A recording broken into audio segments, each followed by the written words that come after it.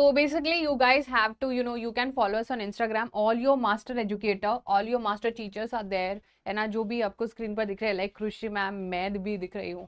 Then you have खुशी, आपकी भूमिका मैम है, आपके किशोर सर हैं, और आपके जो है प्यारे से जो है अक्षय सर, जो आपको फिजिक्स और केमिस्ट्री पढ़ाते हैं, खुशी मैम बायोलॉजी, एंड भूमिका मैम इंग्लिश. हम सब लोग आप लोगों से इंटरेक्ट करते हैं, है ना, एंड सारी चीज़ें देखते हैं. आपको यहाँ पर इंटरेक्शन अपने फेवरेट टीचर से, मीम्स तो आपके फेवरेट होती है, जो भी क्लास 9th और 10th की लेटेस्ट अपडेट होती है वो सब कुछ आपको यहाँ पर मिलनी है ना. So apart from the stuff that we do daily basis पर, जो हम अकेडमिक सारी चीज़ें पढ़ते ही हैं, उसके अलावा भी we have a social life, right. तो उस सब के बारे में जानने को आपको मिल जाता है.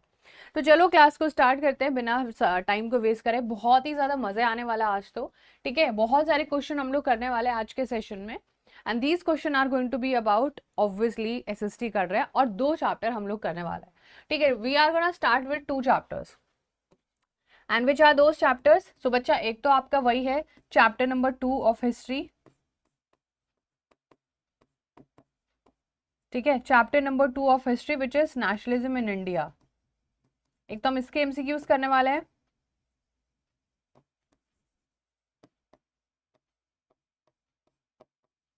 Then we are gonna do the chapter number 2 of economics, which is sector of Indian economy.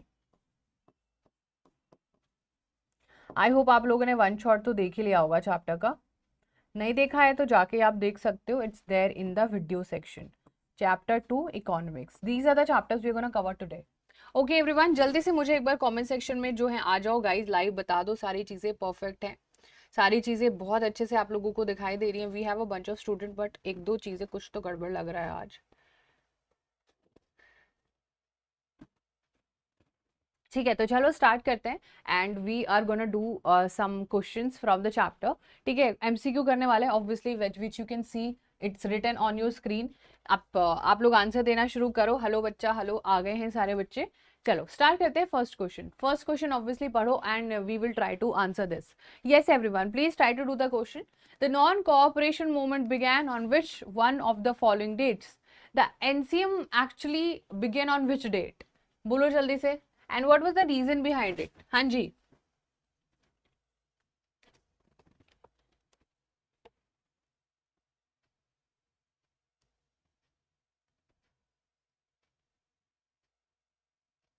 Lock कर दे. जनवरी 1921, नवंबर 1921, नवंबर 1921, यानी कि ए, बी और सी ऑप्शन तो सेम ही है. Let's just imagine this as December, ठीक है. इसको दिसंबर इमेजिन कर लो, है ना. ये दोनों ऑप्शन सेम हो गए. So let's just imagine this one as December. So November, December and May, and that is actually January. January 1921 में आपका एनसीएम स्टार्ट हुआ था, एंड उसके पीछे रीजन क्या था. दैट इज करेक्ट बच्चा, है ना. संध्या, सनिध्या, बहुत अच्छा आंसर. देखते हैं क्या है इसका. Option number A. Now imagine a situation. NCM था क्या. Now I will explain what was NCM. NCM का फुल फॉर्म बच्चा पता है आपको, नॉन कॉर्पोरेशन मूवमेंट है. और एनसीएम जो वर्ड है ना, लाइक नॉन कॉर्पोरेशन, ये गांधी जी की एक बुक है, Hind Swaraj, right. This has already been coming in your board exams multiple times, which he wrote in 1909. 1909 में गांधी जी ने ये बुक लिखी थी, हिंद स्वराज. इसी में इन्होंने बोला था कि जब ब्रिटिशर्स हमारे देश में आए थे, या यूरोपियंस इन जनरल हमारे देश में था, हमने उनका वेलकम किया था अपनी कंट्री में, है ना. वी वर लाइक, आ जाओ आ जाओ, आपका फूलों से स्वागत करेंगे, बड़ा मजा आएगा. तो फिर अब हम इनको कैसे डंडे से भगाएं या बहुत वायलेंस करके भगाएं. That is how Gandhi ji was like, हम एनसीएम करेंगे, हम इनके साथ इनका सहयोग करना बंद कर देंगे. Like every time anybody is doing anything, है ना, तुम्हें किसी से गुस्सा होना है, तो जो भी वो काम कर रहा हो या तुमको वो काम करने को बोल रहा है, तुम उसको मना कर दोगी करने के लिए. वही सेम चीजें आपको यहाँ पर देखने को मिलेगी एनसीएम वाले पोर्शन में. तो एनसीएम वाले पोर्शन में हिंद स्वराज था. बट एनसीएम क्या क्यों था बच्चा. क्योंकि एक तो हमारा रॉलेट एक्ट जो है ना, रॉलेट सत्याग्रह जो था वो फेल हो गया था. आपको पता है जलियांवाला बाग इंसिडेंट हो गया था. और फिर हमारे जो गांधी जी थे वो हिंदू और मुस्लिम में यूनिटी लेके आना चाहते थे, and he wanted to collaborate it with the Khilafat issue, ठीक है. और ये खिलाफत इशू और इन सबको मिला के he wanted to do NCM, ठीक है, for everyone, for the entire nation he wanted to do this, है ना ऋषिका. तो बच्चा आंसर होगा option number 1, and that was आपका जनवरी 1921. चलो नेक्स्ट क्वेश्चन करो फटाफट से. अच्छा, which of the following places Mahatma Gandhi ji organized satyagrah for the first time in India? So you remember cake, right? You remember cake, everyone? Yes everyone, जल्दी से answer बोलो फटाफट से। Which of the following places Mahatma Gandhi ji organized Satyagraha for the first time in India? Do we have any right answer or not? Yes, everyone.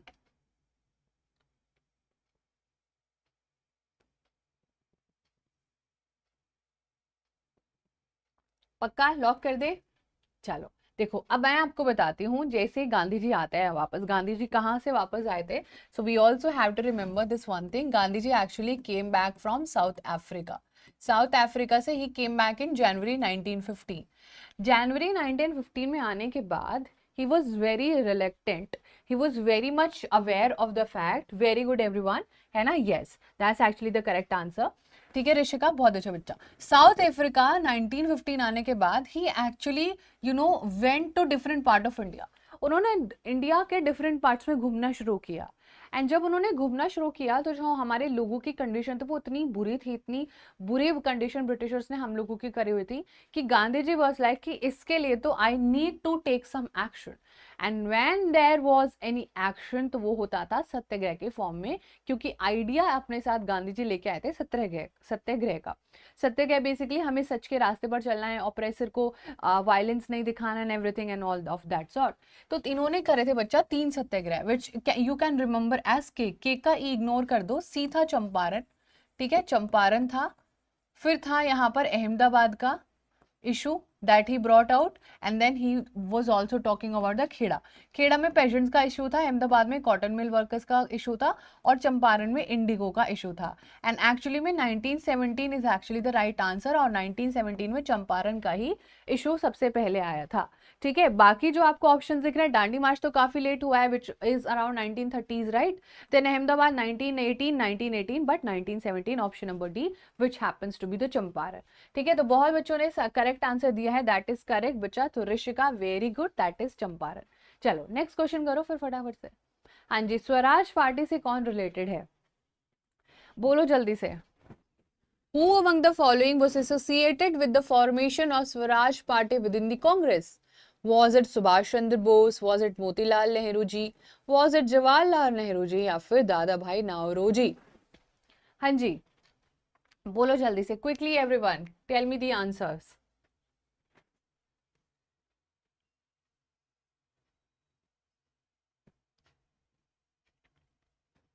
Yes, please, everyone.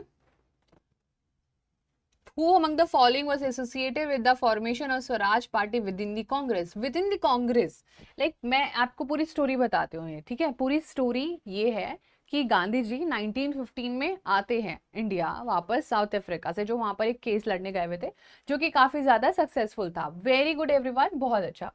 Now you also have to understand this part कि वो आए और उन्होंने 3 सत्याग्रह करे, और 3 सत्याग्रह काफी ज्यादा successful हो गए। तो कहीं ना कहीं गांधी जी का एक नाम बहुत ज्यादा ट्रेंडिंग होने लगा। ट्रेंडिंग होने लगा तो उसी बीच में अंग्रेजों को लगा कि भाई कोई बंदा ट्रेंड कर रहा है, वो हम होने नहीं देंगे, हमें खुद ट्रेंड होना है। नाउ ब्रिटिशर्स वर लाइक हमें अब एक एक्ट लेके आना पड़ेगा, ये ट्रेंडिंग वाला बैन ही करना पड़ेगा।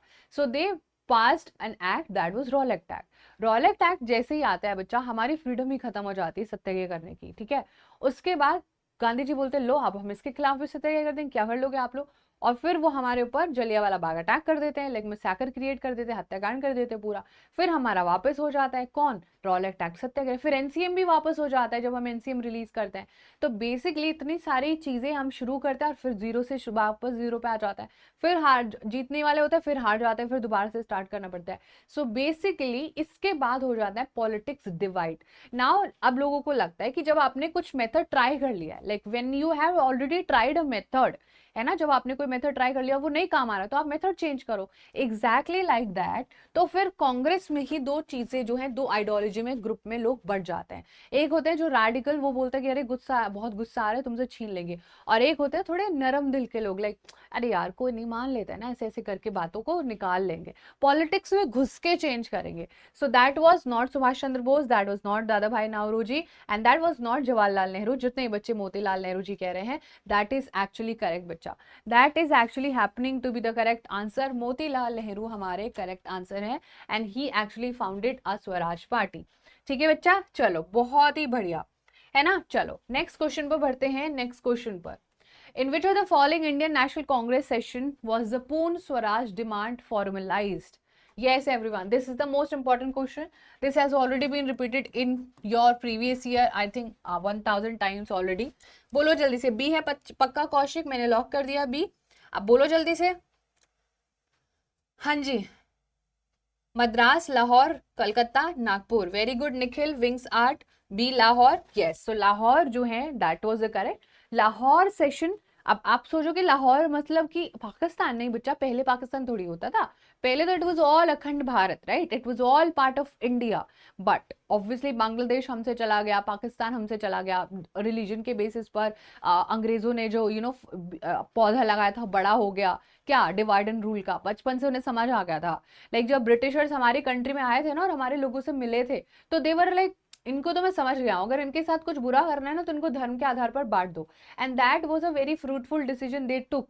बट वो हमारे लिए काफी डिजास्टर्स था. आज भी हमारे अंदर बहुत सारी रिलीजियस जो है अपब्रिंगिंग कुछ भी डाल सकता है और हम उसके हिसाब से एक्ट करने लगते हैं. That is true. But it was Lahore session. And Lahore session में एक नदी है, रावी नदी. लाइक जो हमारा लाहौर है उधर एक नदी है, और इस नदी के किनारे पर जवाहरलाल नेहरू जी अपने बाकी सब लोगों के साथ इकट्ठा होकर एक घोषणा कर देते हैं, लाइक एक अनाउंसमेंट कर देता है कि मैं आज ये दिसंबर 1929 में कह रहा हूँ कि जो जनवरी 26 हैगा, 26 जनवरी को हम लोग अपना पूर्ण स्वराज बनाएंगे. अभी गांधी जी ने स्वराज मांगा था, हाँ मैं मान गया, लेकिन अभी हमें पूर्ण स्वराज चाहिए. ठीक है. असम के लोगों ने समझा था ना कितना अलग था मीनिंग स्वराज का. जस्ट लाइक दैट, है ना. बहुत बढ़िया. तो ये हमारा पूरा पोर्शन है. And that was actually the Lahore session. And वो कहां पर हुआ था? जहां पर पूर्ण स्वराज. ये आप बहुत क्लियरली याद रखना. किसने डिमांड करी थी बच्चा? ये याद रखना, जवाहरलाल नेहरू जी ने. Lahore session. All these will be coming in your exam. बहुत इंपॉर्टेंट है. ठीक है. और किस दिन बोला था इन्होंने कि हम लोग सेलिब्रेट करेंगे? 26 जनवरी को हम लोग सेलिब्रेट करेंगे, क्योंकि 29 दिसंबर है. अब इसके बाद कोई और मंथ तो होता नहीं है, तो 1930 आ जाएगा और नेक्स्ट मंथ जनवरी होगा. लेकिन इस दिन को उतना ज्यादा इंपॉर्टेंस मिला नहीं, ये उतना ज्यादा वायरल नहीं हुआ, ट्रेंडिंग में आया नहीं. तो इनकी जो रील थी वो फ्लॉप सी हो गई, तो ज्यादा लोगों ने सेलिब्रेट करा नहीं. बट फिर भी बहुत बड़ी बात थी, इसलिए आज इस डे को रिपब्लिक डे के लिए सेलिब्रेट किया जाता है. हमने अपना कॉन्स्टिट्यूशन नवंबर में बना के रेडी कर लिया था, बट वी वर लाइक हमें कुछ सेलिब्रेशन चाहिए, सो वी चोज, है ना बच्चा. तो अब जो है यहाँ पर हम लोगों को सारी चीजें देखने को मिलती हैं. चलो नेक्स्ट क्वेश्चन करो फटाफट से. Yes please everyone. देखते हैं कौन आंसर करने वाला है. Who organise the Dalit into the depressed class association? बोलो किसने ऑर्गेनाइज किया था? सनिध्या, निखिल, ऋषिका बच्चा पक्का. 26 नवंबर 1949 को रेडी हो गया था हमारा कॉन्स्टिट्यूशन. वी वर लाइक इतना बड़ा काम किया है.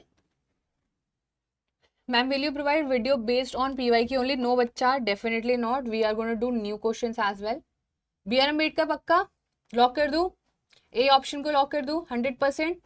चालू करते हैं. अच्छा इतना किसको पता है कि what do we mean by depress class association?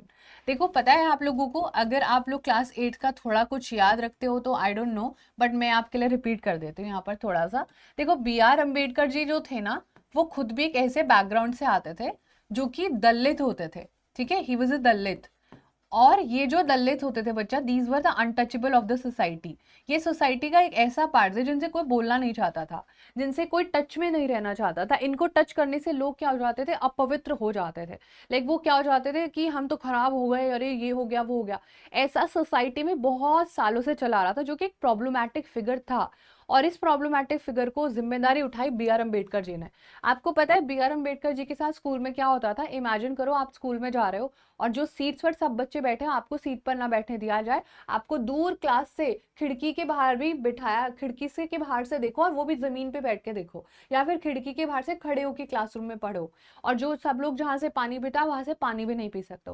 ऐसा डिस्क्रिमिनेशन जब 9-10 साल के थे ना BR अम्बेडकर जी, तब उन्होंने देखा था. और पता है अगर पानी उनको प्यास लगती थी तो उनको पियोन स्पेशली पानी पिलाता था. जहां पर नॉर्मल सब बच्चे पानी पीते थे वहां वो पानी पिला भी अलाउड नहीं था उनको. सोचो, इमेजिन करो ऐसी situation.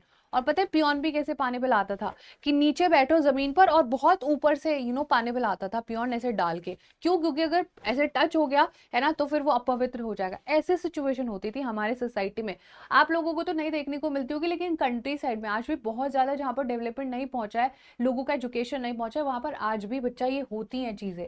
Right. Right. So you know ये डिस्क्रिमिनेशन होता था, and hence B R Ambedkar ji अपनी इट्स दलित कम्युनिटी से निकल के बहुत ज़्यादा एजुकेटेड हो जाते हैं, बहुत ज़्यादा पढ़ाई करते हैं, and he was very sure कि मुझे कुछ चेंज सोसाइटी में करना है, और हमेशा बी आर अम्बेडकर जी ने अपने लोगों के लिए चेंज मांगा, and these repress class association was actually representing the Dalits. ठीक है, तो ये बच्चा दलित को रिप्रेजेंट कर रहे थे। नाउ रिप्रेजेंट करना मतलब हक मांगना, और हक मांगने के लिए दे वांटेड कि मुझे ना अपना एक 6 सीट मिल जाए फिक्स, या फिर मुझे ना सेपरेट इलेक्टोरेट दे दो, मैं खुद अपने एक स्टेट बनाऊंगा, अपनी स्टेट का नाम रखूंगा, अपने स्टेट में दलित लोग रखूंगा, और वही उनका हेड होगा और उनका डेवलपमेंट करेगा। बट गांधी जी इसके बहुत ज्यादा खिलाफ थे। ठीक है, Gandhi ji was very against it, because उनको लग रहा था अगर हम ऐसे करने लग जाएंगे तो हम तो सब डिवाइड हो जाएंगे, सब अपनी अपनी डिमांड्स करने लगेंगे, और हम एक यूनाइटेड इंडिया नहीं रहेंगे। सो ये जो बच्चा दलित ऑर्गेनाइजेशन था, एसोसिएशन था, that was actually B R Ambedkar ji's association. You got the point everyone? चलो बहुत बढ़िया है ना। हाँ जी, ये ड्राफ्टिंग कमेटी को भी लीड करे थे, क्लास 9 में हमने पढ़ा है सारी चीजें। चलो, so that is how we have to do. अच्छा, एक ना फिर जब ये सारी चीजें हो रही थी, तो अब बी आर अम्बेडकर जी ने ना सेपरेट इलेक्टोरेट मांगना शुरू कर दिया था। ठीक है, क्या मांगना शुरू कर दिया था बच्चा? Separate electorate. Now what do we mean by separate electorate? किसी को कुछ आइडिया है?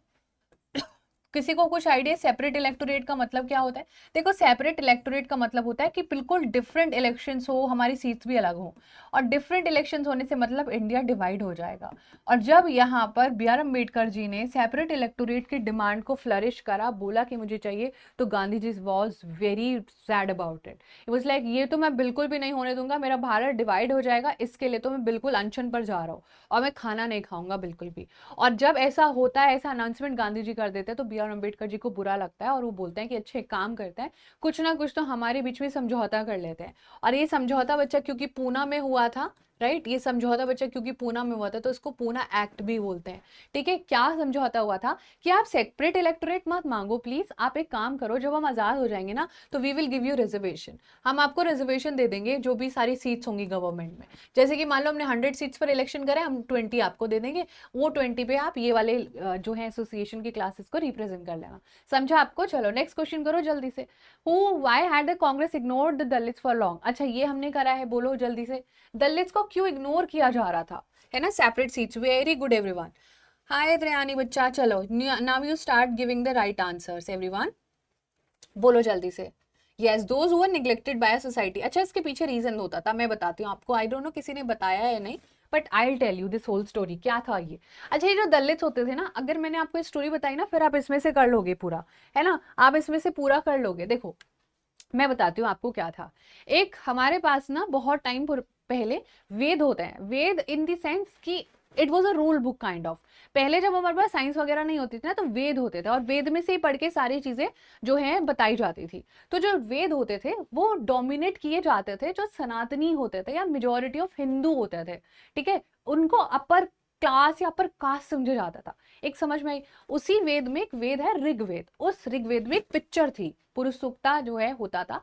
पुरुष Sukta is like a whole huge man, बोलता था वो, जो भी डिस्क्रिप्शन था वो कहता था जो हेड है ना, जो इंसान है, जो 4 कम्युनिटीज में डिवाइडेड है, जो ब्राह्मण है वो हेड से बना है, और ब्राह्मण सिर्फ नॉलेज गेन करेंगे। फिर कोई लोग बने होते थे शोल्डर से। अब शोल्डर क्या रिप्रेजेंट करता है? स्ट्रेंथ।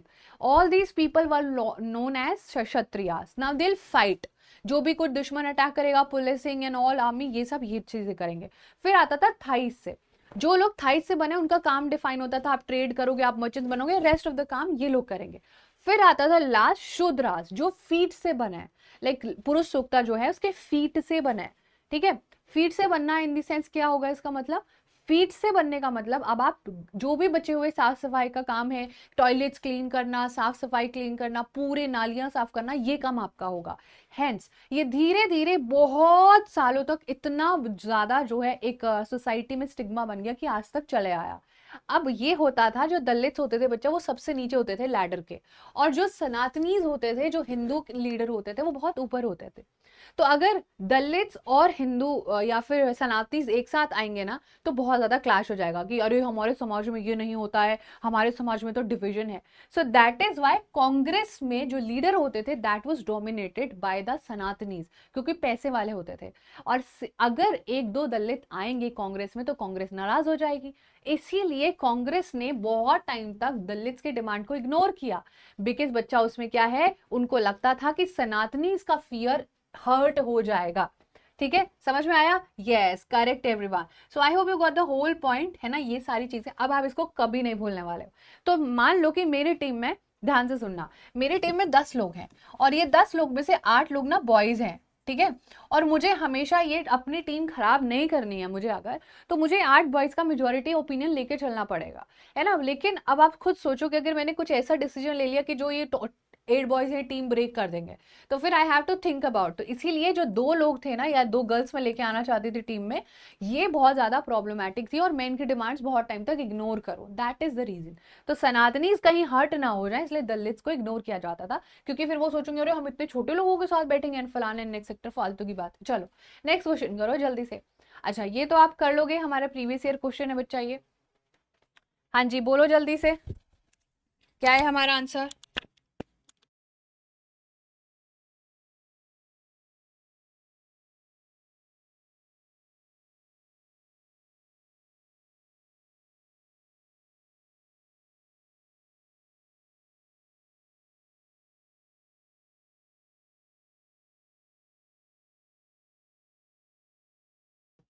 यस प्लीज एवरीवन बोलो, भारत माता इमेज किसने बनाई थी?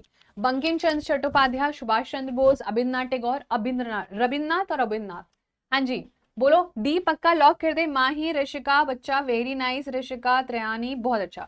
चलो that is actually correct, Bankim Chandra Chattopadhyay ji ने पहली बार इमेज भारत माता की क्या की थी, बनाई थी। ठीक है, पेंटिंग एंड इमेज में फर्क है। चलो नेक्स्ट क्वेश्चन करो। अच्छा नेक्स्ट क्वेश्चन से याद आया, इंस्टाग्राम पे यू मस्ट फॉलो, है ना, इंस्टाग्राम पर आप जाके फॉलो कर सकते हो, जहां पर आप अपने फेवरेट मास्टर टीचर से इंटरेक्ट कर सकते हो। बहुत सारे फनी मीम्स, लिंक आपको डिस्क्रिप्शन में मिल जाएगा और आप पर्सनल इंटरेक्ट कर सकते हो। यहाँ पर तो हम सारी एकेडमिक्स बातें करते हैं, उधर हम बहुत मस्ती भी करते हैं। चलो नेक्स्ट क्वेश्चन की तरफ बढ़ते हैं। हाँ जी बोलो। अच्छा स्वराज फ्लैग कैसा दिखता था? What was the colour of the Swaraj flag? बोलो जल्दी से, what was the colour of Swaraj flag? ठीक है बोलो जल्दी से। रेड ग्रीन व्हाइट, बहुत कंफ्यूजिंग है ना, red green yellow, orange white green, yellow white green. D lock कर दूं पक्का?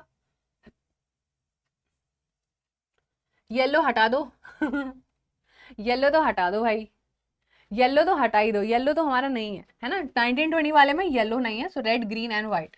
अब इसके लिए क्या याद रखना है मैं बताती हूँ आपको, क्या याद रखना है। ठीक है, I tell you. Have you eaten red sauce pasta and have you eaten the white sauce pasta? Have you done so? बोलो जल्दी से, अब हमेशा याद रहेगा। जल्दी बोलो, खाया है आप लोगों ने? बच्चा आप लोगों ने खाया है रेड सॉस पास्ता? आजकल जो है होता है ना, this that is an Italian dish.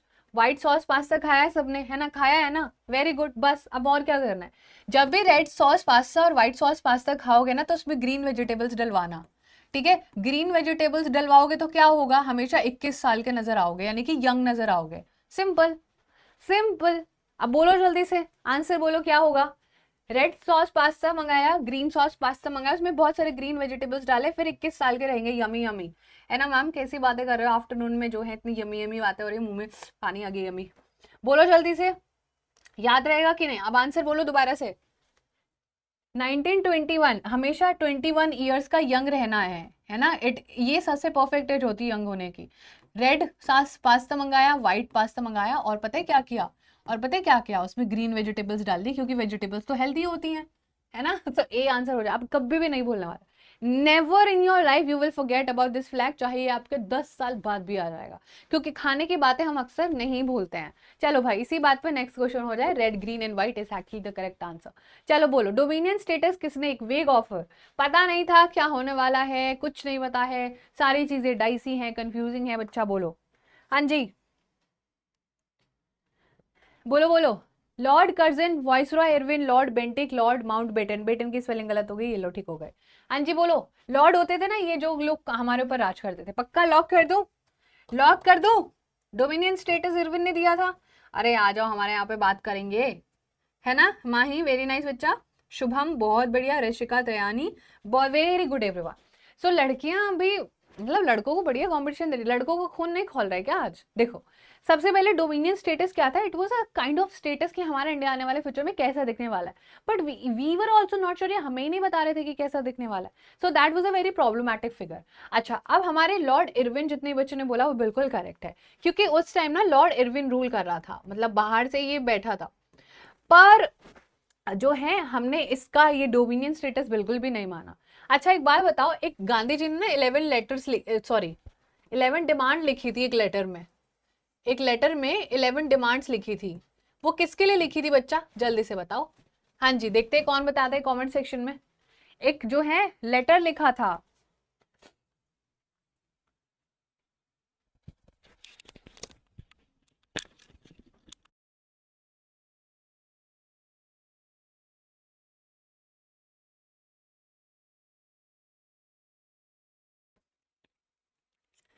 एक लेटर लिखा था, क्या था वो लेटर, क्या था उस लेटर में, किसको लिखा था। यस, डिमांड लिखी थी फॉर इरविन को ही। So Lord Irwin is actually the correct answer. अब देखो पूरी स्टोरी में आपको एक बार रिवाइज करा देती हूँ, पूरी कहानी कैसे शुरू हुई थी। पूरी कहानी शुरू हुई, एनसीएम फेल हो गया। एनसीएम जब हमारा फेल हुआ था तो हमने क्या बोला था कि हम सीडीएम करेंगे। वी वर वेरी श्योर कि एनसीएम फेल हो जाएगा तो हम सीडीएम करेंगे। हमने सीडीएम किया। हमने सीडीएम करने से पहले एक फाइनल अल्टीमेटम दिया था लॉर्ड इरविन को, भाई देख आप सीडीएम करने वाला है, तू मेरी बात सुन ले तो मैं नहीं करूंगा। और उस लेटर में 11 डिमांड्स लिखी थी गांधी जी ने। लेकिन इरविन बहुत ही बदतमीज और ढीठ इंसान था, उसने हमारी एक भी बात नहीं सुनी और ना ही कंसीडर करी। तो वी वर लाइक कि अब क्या करें, अब क्या करें, अब हम अपना शुरू करते हैं। तो साबरमती से दांडी तक हमने अपना ही पूरा स्टार्ट किया और नमक का कानून तोड़ दिया। जब नमक का कानून तोड़ा तो पूरे इंडिया में भाई वायरल हो गई बात है, सबको पता चल गया कि नमक का कानून तोड़ गया, मजा ही आ गया और पूरे भारत में लोग सड़कों पर उतर गए। एंड जब ऐसा हुआ तो इस रिप्रेशन को रोकने के लिए हमारे ब्रिटिशर्स ने हमारे ऊपर बहुत गंदे टैक्स करे। हमारे लोगों को पीछे ट्रक से बांधकर, जीप से बांधकर पूरा ले जाते थे, लोगों की बॉडी पूरी छिल जाती थी। हमारे विमेन और बच्चों को भी गिरफ्तार कर लिया। तो गांधी वाज लाइक ये तो मैं बिल्कुल टॉलरेट नहीं कर सकता हूँ, ये तो बहुत ही हीनियस है, I need to take back CDM. CDM back हुआ तो एक जो है समझौता हुआ अरविंद के बीच में कि मैं आता हूँ आपसे मिलने London, which was called as round table conference. वहां पर ये सारी चीजें डिस्कस करनी थी और आप बदले में मेरे 1 लाख लोगों को जो आपने गिरफ्तार करा उनको छोड़ो, ये तो आपने बिल्कुल सही नहीं करा। सो that is how all the things started. और लॉर्ड इरविन ने बच्चा हमें 1929 में यही डोमिनियन स्टेटस ऑफर किया था।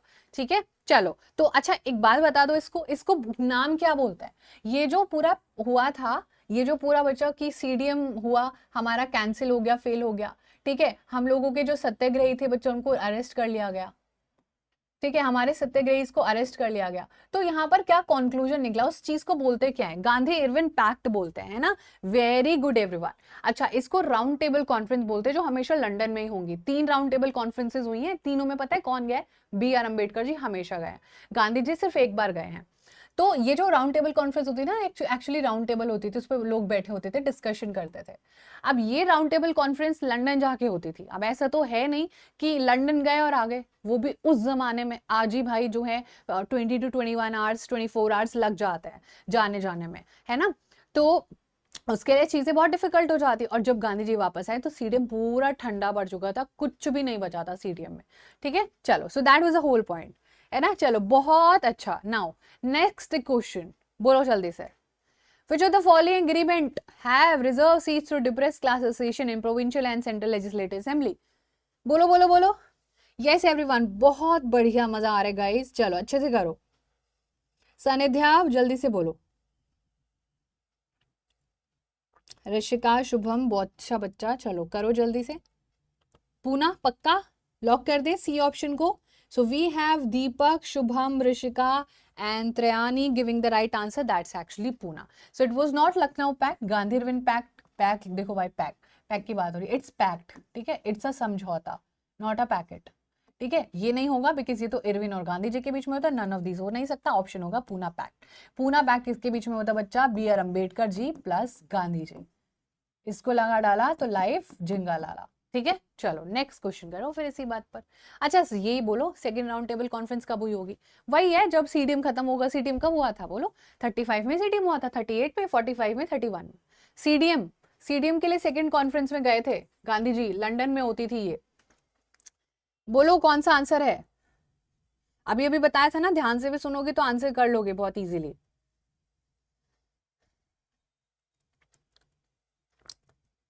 38 थोड़ा लेट हो गया है, 30s में ही रहेगा आंसर।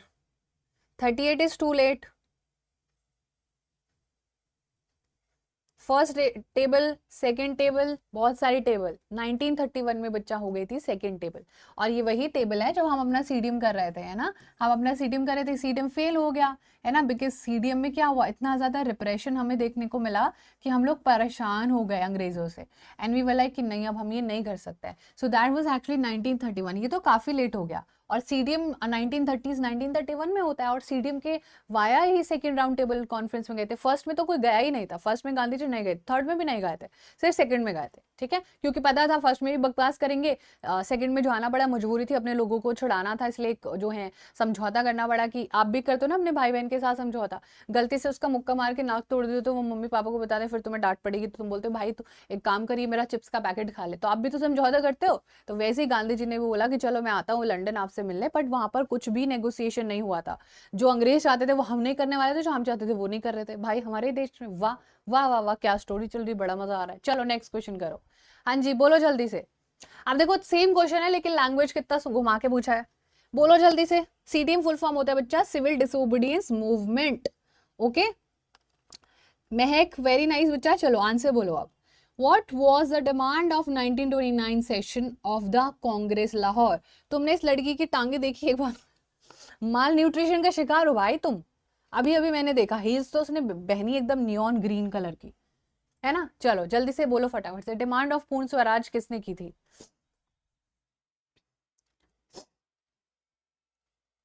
किसने की थी Purna Swaraj, right to speech, half authority, या फिर नन ऑफ दीज। सो ये तो हमें पता है, लाहौर सेशन में रावी नदी पर हमने अपना जो है फ्लैग पूरा बोला था कि आज से हम लोग जो है पूर्ण स्वराज, और पूर्ण स्वराज को इंग्लिश में क्या कहते हैं, कंप्लीट इंडिपेंडेंस। ये 50-50 नहीं चलेगा, पूरा भगा देंगे तुमको एकदम अपने देश से। हाँ थोड़ा टाइम ज्यादा लग गया, 20-25 साल ज्यादा लग गए, है ना। तो कब से हम लोग ट्राई कर रहे थे, सोचो 19 ऑलमोस्ट 30 से हम लोग ट्राई कर रहे हैं अगर, है ना। और 47 में जाकर 27 ईयर्स आफ्टर, सॉरी 17 ईयर्स हम लोगों को जो है आजादी मिली। 17 ईयर्स, 17 ईयर्स में आधी जिंदगी चले जाती है इंसान के। Next question. नेक्स्ट क्वेश्चन से पहले बच्चा वही, इंस्टाग्राम पे आपको कनेक्ट होना है डेफिनेटली, है ना, आपके पूरे ठीक है, जो है पूरे जो है सारी चीजें हैं जो कि आपको देखने को मिलेंगी।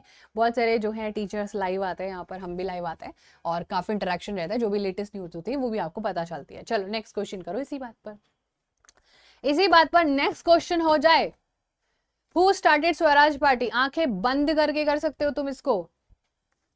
इनको कहते हैं मॉडरेट्स। मॉडरेट्स यानी कि बहुत प्यार मोहब्बत वाले लोग थे, इनका प्यार झलकता था दुनिया की आंखों में, है ना।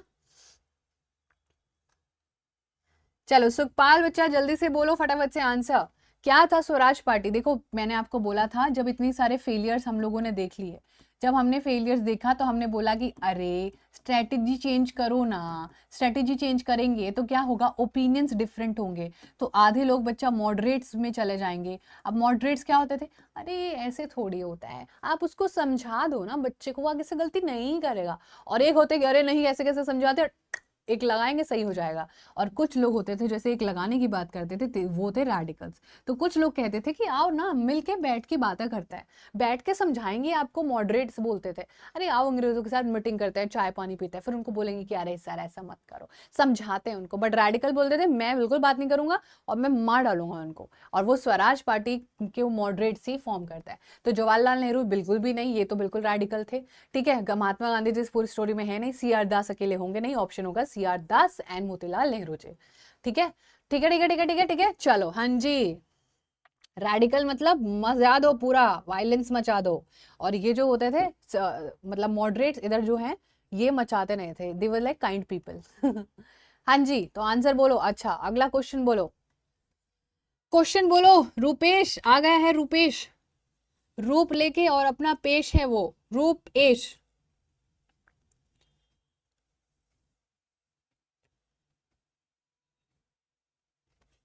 When did the Jallianwala Bagh incident take place?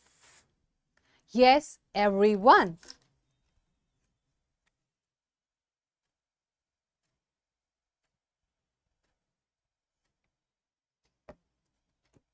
Yes, everyone. When did the Jallianwala Bagh incident take place? What is the answer? Next class कौन सी होगी मैम? Next class बच्चा हम करेंगे यही इसी से रिलेटेड, है ना, like sector of Indian economy से रिलेटेड.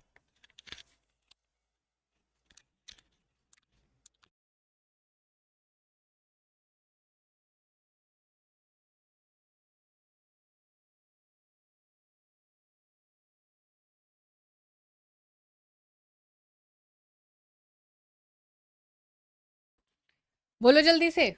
जलियांवाला बाग इंसिडेंट कब हुआ था? That is obviously yes. O my God, इतने सारे बच्चों ने सही आंसर दिया. लेट मी जस्ट सी भाई, एक रुको. शुभम कुमार ने, वाह भाई वाह. Rishika, Dayani, Shubham, Sukhpal, Sanidhya, Rupesh. Yes, so that is actually correct. But remember that it was, पूरा आपको याद रखना है, 13 April 1919. This you have to remember completely आपको याद रखना है. अच्छा, प्लेस क्या थी? प्लेस क्या थी बच्चा? It was in Amritsar. ये जो पूरी चीजें हुई थी आपको पूरा पता है. इसको लीड कौन कर रहा था? तो इसको लीड कर रहे थे जनरल डायर. एक जनरल होता है ना, आज भी होता है, आज ये पोस्ट नहीं होती है, ठीक है, ठीक है. तो अभी ये मिलिट्री के हेड होते थे जनरल, अभी इसको रिप्लेस कर दिया. ये जो जनरल डायर था, ये ब्रिटिश जनरल था, मिलिट्री को लीड कर रहा था. इसने बोला कि मैं बताता हूँ इनको, बहुत ज्यादा प्रोटेस्ट करना सीख गए ना ये, मैं बताता हूँ इनको. और हमारे लोगों को, हमारे जो यूनोजन के पास कुछ भी नहीं था, जो बच्चा क्या करने आया हुआ था, जो छोटू बच्चा बैसाखी का मेला देखने आया हुआ था, एंट्री और एग्जिट पॉइंट पार्क के बंद करके, मेले के बंद करके, बाग के बंद करके हमारे लोगों को मारते. इतना ज्यादा हीनियस क्राइम था कि इतना ज्यादा था, किसी बच्चे के हाथ कट गया था, किसी का पैर कट गया था. अब कोई अपने भाई, आपने अभी केसरी 2 एक मूवी आई है उसमें देखा भी होगा, और जो सॉइल का कलर था ना, इतना ज्यादा ब्लड शेड हुआ था, इतना ज्यादा खून खराब हुआ था कि पूरी सॉइल का कलर ही नहीं दिख रहा था, पूरी सॉइल रेड कलर की थी. और आज भी वो जो बुलेट्स के निशान है वो आज जलियांवाला बाग पर देखने को मिलता है आपको. चलो, इसी बात पर हो जाए नॉन कॉर्पोरेशन मूवमेंट से रिलेटेड क्वेश्चन.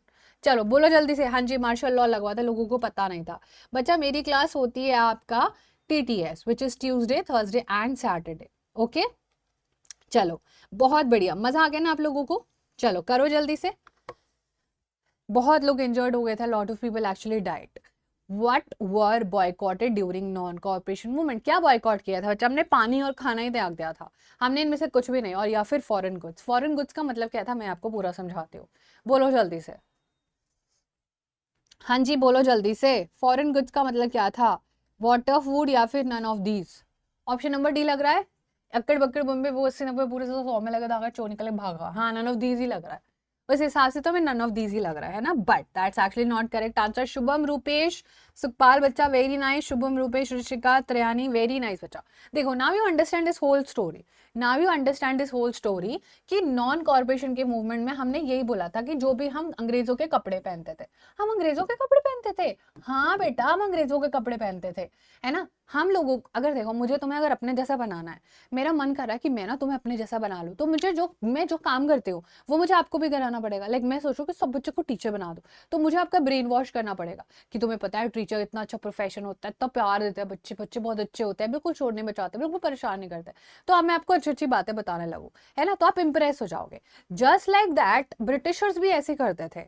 ब्रिटिशर्स क्या करते थे? अरे तुम ये धोती क्यों पहने हुए हो, तुम ये साड़ी क्यों पहने हुए, तो बेकार चीज है. आपको कोट पैंट पहनने चाहिए, आपको शर्ट पैंट पहनने चाहिए. और ऊपर से ये हमारे देश में सस्ता भी मिलता था.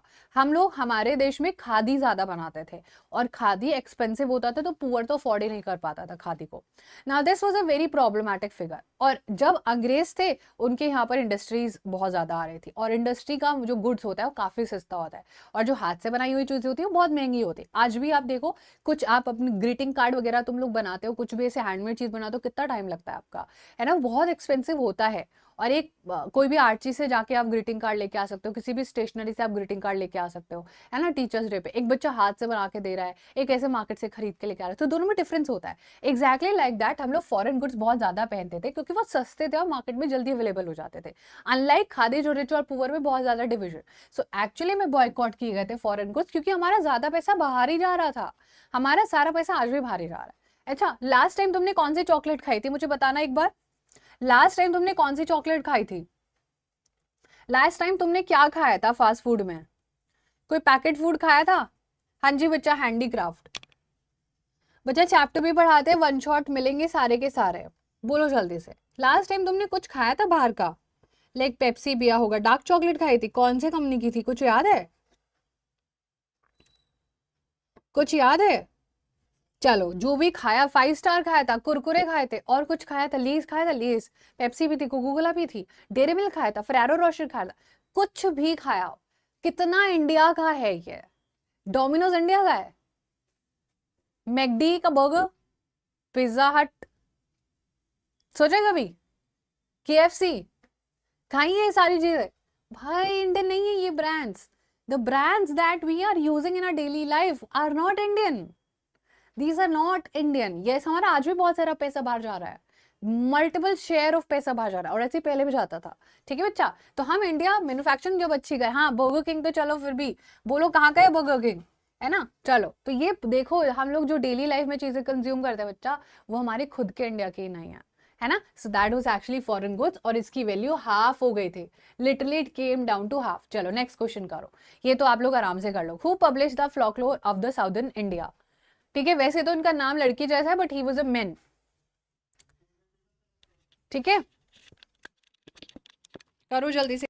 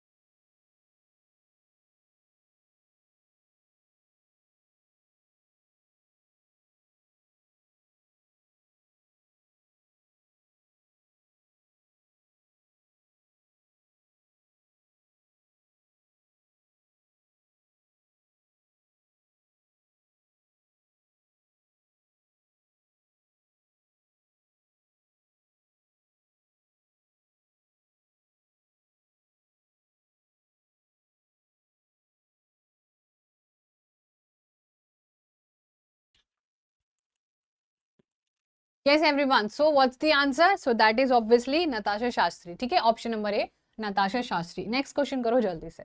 Yes everyone, let's do the next question. What was the reason for Mahatma Gandhi's fast on to death in 1932? मैंने बोला था अनशन पे चले गए थे गांधी जी, क्यों गए थे बच्चा अनशन पे? बोलो जल्दी से। हाँ जी बोलो बोलो बोलो बोलो बोलो।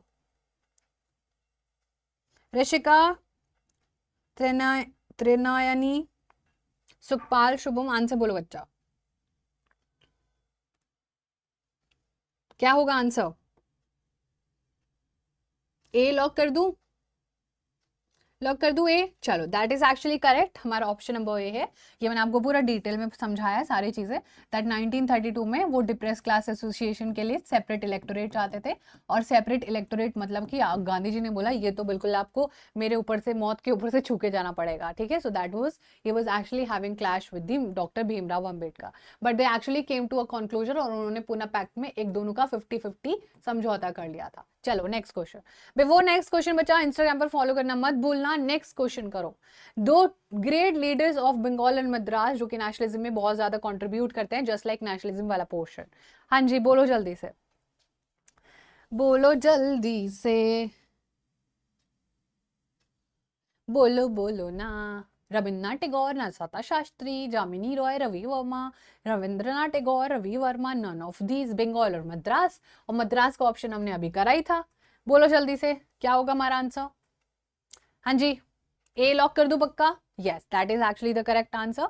ए ही है हमारा करेक्ट आंसर। अब जब बंगाल और मद्रास दिख गया तो बच्चा इसका याद रखना, ठीक है। RB which is the royal bank, RCB से याद रख सकते हो, और एनएम है ना, एनएम से नॉन कॉर्पोरेशन, कुछ तो ऐसे याद रख लेना। चलो नेक्स्ट क्वेश्चन करो इसी बात पर। Let's do the next question. अच्छा, मुस्लिम लीग का प्रेसिडेंट कौन था 1930 में? वाज इट मोहम्मद अली जिन्ना, मौलाना आजाद, अब्दुल गफार खान, या फिर श्री मोहम्मद इकबाल, सॉरी सर मोहम्मद इकबाल? हाँ जी, बोलो आंसर जल्दी से। Ma'am, what is the strategy of yours in class 10th? My strategy was multiple revision. First of all, I focused upon NCERT and then I did multiple revisions. Revisions upon revisions and revision upon revisions. So that's actually बच्चा हमारा answer है, Mohammad Iqbal was actually the Muslim League president in 1930. Yes. ये तो आप आराम से कर सकते हो. Now this story I have told you very briefly. है ना? चलो. आए रितिका, चलो बच्चा जल्दी से आओ, फटाफट से start giving the answer. Non corporation movement start हुआ था महात्मा गांधी जी के सपोर्ट में, क्या उसके साथ along with which we were doing? Khilafat Swaraj या नॉन ऑफ दीज? क्या बोला था हमने? अथर्व आंसर बोलो बच्चा। Trinayani, Shubham, Rupesh, Rishika, Sukhpal, very nice everyone. So देखो, basically non corporation movement was started by Mahatma Gandhi in support of which movement? That was both Khilafat and Swaraj. Now I'll tell you this story. Now you will not forget this story. देखो, हमारे पास था Rowlatt act, है ना? हमारे पास नहीं था, हमारे को जबरदस्ती दिया था। ये रॉलेट एक्ट में 2 साल के लिए किसी को भी पॉलिटिकल प्रिजनर को जेल में डाल सकते थे। जेल में डालेंगे बहुत दूर, जिससे कोई मिलने भी नहीं जा सकता था। जब तक मिलने जाएंगे तब तक एनसीए में ठंडा, मतलब मामला ही ठंडा हो जाएगा। तो गांधी जी ने इसके खिलाफ किया सत्याग्रह, लेकिन सत्याग्रह फेल हो गया क्योंकि इन लोगों ने जलियांवाला बाग में सैक्टर कर दिया। नाउ वी वर श्योर कि अब तो हम बिल्कुल भी नहीं रुकने वाला, अब हम और कुछ बड़ा करेंगे। तो गांधी जी ने सोचा कि शायद जो हमने ये किया ना, इसमें एक ही कम्युनिटी के लोग ज्यादा इन्वॉल्व हैं और कुछ लोग तो रह ही गए इंडिया के। तो ही वाज लाइक कि खलीफा का जो इशू चल रहा था उसको ले आता हूँ और हिंदू और मुस्लिम्स की यूनिटी रिप्रेजेंट हो जाएगी। हाँ, दिमाग तो अच्छा है। और फिर इसको बोलते हैं रॉलेट प्लस क्या बोलते हैं बच्चा? खिलाफत इशू, ठीक है। और ये जो है अल्टीमेटली कॉल होता है और एनसीएम, और एनसीएम सी स्वराज की डिमांड होती है। और स्वराज का मतलब होता है self rule. Remember, this was the self rule, कि हमें सेल्फ रूल चाहिए। आप हमारे यहाँ पर रह रहे हो, ब्रिटिशर्स यहाँ पर रह लेते हैं, कोई दिक्कत नहीं, रह लो, लेकिन हम खुद को खुद रूल करेंगे। और ये सेल्फ रूल थोड़े टाइम बाद कंप्लीट रूल में चेंज हो जाएगा, विच वाज द पूर्ण स्वराज। रिमेंबर, पूर्ण स्वराज। पहले सिर्फ स्वराज बोला था कि सिर्फ स्वराज दे दो, हमारा खुद का रूल होगा और आप भी यहाँ रह लो। लेकिन उसके बाद बोला था कंप्लीट रूल हमें चाहिए और आप भागो यहाँ से, ठीक है। So that is how Khilafat and Swaraj both were there. याद है कि हमने असम का एग्जाम्पल देखा था। असम के लोगों का स्वराज का अपना डेफिनेशन था। क्या असम के लोगों का क्या डेफिनेशन था, बताना मुझे एक बार। असम के लोग जो थे उनका स्वराज का मीनिंग क्या था? स्वराज का मीनिंग क्या था असम के लोगों के लिए? देखते कौन बताएगा। चलो जल्दी से बोलो। रॉलेट के बारे में किसी ने अपोज नहीं किया था? किया था बच्चा, उसी के लिए तो हम लोग गए थे रिवोल्ट करने। जलियांवाला बाग में सैकर हुआ था इन्होंने बोला। देखो मैं बताती हूँ आपको पूरी स्टोरी, पहले आप इसको आंसर करो जो मैंने आपसे पूछा है। Yes, exactly. So for them, Assam के जो लोग थे, जो प्लांटेशन, जो चाय के बागानों में काम करते थे, उनके लिए जब स्वराज हुआ था तो तब व्हाट्सएप थोड़ी होता था कि आप वीडियो कॉल करके दिखा दो कि, है ना, एंड देन यू बता दो, व्हाट्सएप फॉरवर्ड कर दो मैसेज। लेकिन यहाँ पर जब बातें पहुंचती थी तो घुमा घुमा के पहुंचती थी, बहुत दिनों तक पहुंचती थी। तो इनके लिए स्वराज का मतलब था कि खेत छोड़ के चले जाओ, ब्रिटिशर्स के जो भी जमीन है छोड़ के अपने घर चले जाओ और अपने घर पे तुम्हें जमीन मिलने वाली है। That was Swaraj for them. But उनको रास्ते में पकड़ के पीटा था ब्रिटिशर्स ने, है ना, बहुत ज्यादा पिटाई करा था। देखो अब पूरी स्टोरी सुनना, इसके बाद आपको कोई रिक्वायरमेंट नहीं पड़ेगी और किसी चीज की, ठीक है, किसी चीज की रिक्वायरमेंट नहीं पड़ेगी, बस सुनते जाना। देखो 3 सत्याग्रह हुए, है ना, 3 सत्याग्रह हुए, केक से हम इसको याद रखेंगे। 3 सत्याग्रह हुए, 3 मतलब सत्याग्रह हुआ और केक से हम इसको याद रख सकते हैं और केक के ई को इग्नोर कर देंगे। 3 सत्याग्रह हुए, मान लो कि तुम 3 एग्जाम में 100 आउट ऑफ 100 ले आए, 100 आउट ऑफ 100 आ गए तुम्हारे मैथ्स में, साइंस में, एसएसटी में। अब बारी आती है इंग्लिश की।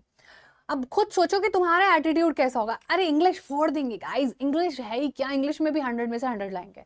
बट आपका जो दुश्मन था ना, आपका जो बैड ब्रेन था, वो रेडी था कि इसका 100 आउट ऑफ 100 कैसे हटाना है, ये तो जो है मुझे दुश्मन है। और हमारा दुश्मन कौन? ब्रिटिशर्स। ब्रिटिशर्स वो लाइक यार ये तो बहुत अच्छा परफॉर्म कर रहे हैं, हमें तो क्वेश्चन पेपर हार्ड बनाना पड़ेगा। सो इन्होंने क्वेश्चन पेपर हार्ड बनाने के लिए एक एक्ट पास कर दिया, which was the Rowlatt act. अब इस 3 सत्याग्रह में से जितने भी लीडर्स निकल के आ रहे थे, जब ये सत्याग्रह हो रहे थे ना, लोग घर से निकल रहे थे एंड नारे लगा रहे थे वंदे मातरम एवरीथिंग, तो ब्रिटिशर्स वाला कि इसका तो कुछ करना पड़ेगा बीडू, और उन्होंने एक्ट पास किया। हमने देखा क्या ही एक्ट पास कर दिया होगा। फिर हमने पढ़ा इसमें क्या लिखा हुआ था कि जितने भी 1000 लोग टॉपर बन रहे हैं ना, जो 100 मार्क्स लेकर आ रहे हैं, इनको जेल में डालो। जेल में डालो, इंडियन टॉपर नहीं बन सकता है। जेल में डालो, वो भी 2 साल के। 2 साल बाद भाई साहब बोर्ड से खत्म हो जाएंगे, क्या बचेगा जिंदगी में, ठंडा बढ़ जाएगा ना मामला। तो वी वर लाइक कि हमारी तो लाइफ बेकार हो जाएगी, हमें तो एग्जाम देना है, टॉपर बनना है। फिर गांधी जी वाज लाइक अब मैं तुम्हें सिखाता हूँ सबक। गांधी जी ने सोचा कि अब मैं आपको पूरा बढ़िया लेसन सिखाता हूँ, मजा आएगा। और इन्होंने बोला कि अब हम रॉलेट सत्याग्रह करेंगे। ठीक है, क्या करेंगे बच्चा? रॉलेट सत्याग्रह। हमने बहुत सारी चीजें करी, बहुत सारी चीजें होने लगी, और एक 6 अप्रैल डिसाइड होती है डेट। 6 अप्रैल 1919 को पूरे इंडिया में हड़ताल हो जाती है। पूरे इंडियंस जो हैं वो कहाँ चले जाते हैं? वेरी गुड एवरीवन, पूरे इंडियंस हड़ताल पर चले जाते हैं। हड़ताल इन द सेंस जो है प्रोटेस्ट करते हैं, सब कुछ बंद हो जाता है, शॉप्स वगैरह। नाउ इतनी सारी चीजें होने के बाद पूरे जो है इंडिया में 10-15 दिन हो गए हैं, 6-7 दिन हो गए, पूरे इंडिया में हड़तालें चल रही हैं, लगातार ब्रिटिशर्स का लॉस हो रहा है। एक दिन आया फिर 13 अप्रैल। वो 13 अप्रैल इतना ज्यादा जो है ट्रैजिक डे था इंडियन हिस्ट्री में। इस दिन था बैसाखी का डे, और बैसाखी का डे था, और लोग ना मेला देखने आए हुए थे। बैसाखी पर जनरली पंजाबी लोग सेलिब्रेट करते हैं बैसाखी को, है ना बच्चा।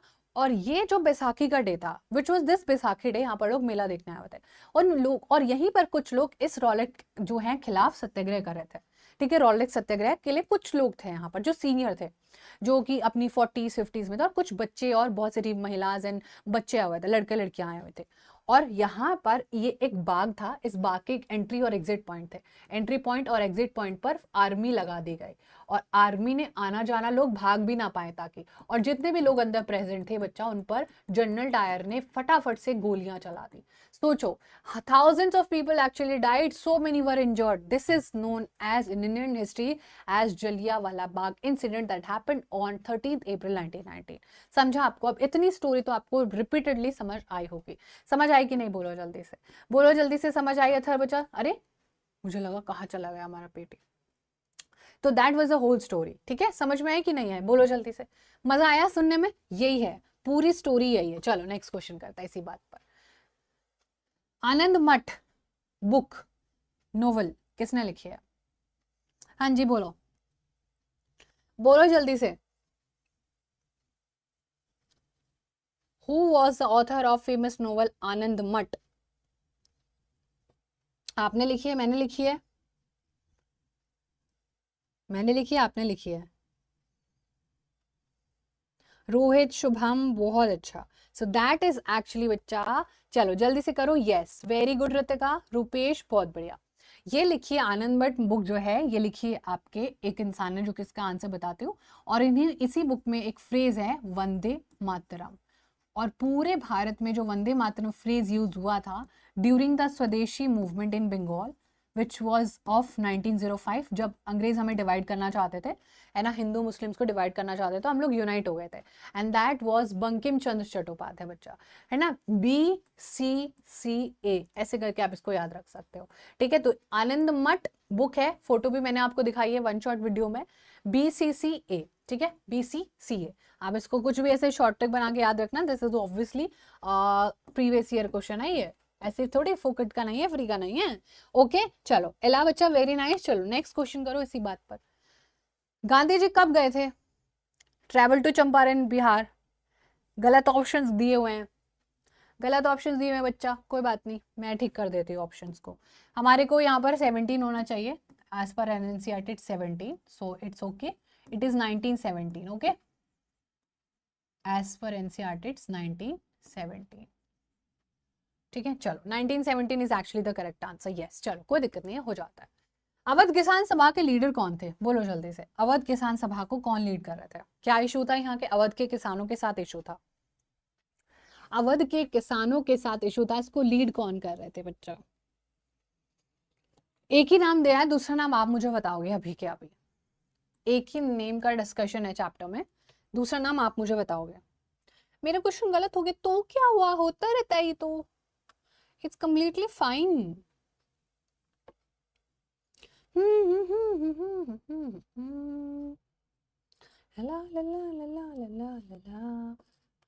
मैम ऑप्शन डी, ए को कोई नहीं कह रहा है कि भाई ए है correct answer, oh A is the correct answer ए।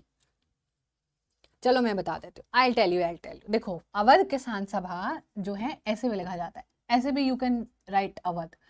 अब ये जो अवध था ना, which was the larger part of Bihar and Uttar Pradesh of that time, ये जो अवध था, यहाँ पर हमारे जो पेजेंट्स थे, पेजेंट्स कौन होता है बच्चा? जो दूसरों के खेतों के लिए फार्म्स पे काम करता है, ठीक है। ये पेजेंट्स के बाद कभी अपनी जमीन होती भी है, कभी नहीं होती है। They were not landlords, they were working on somebody else's field.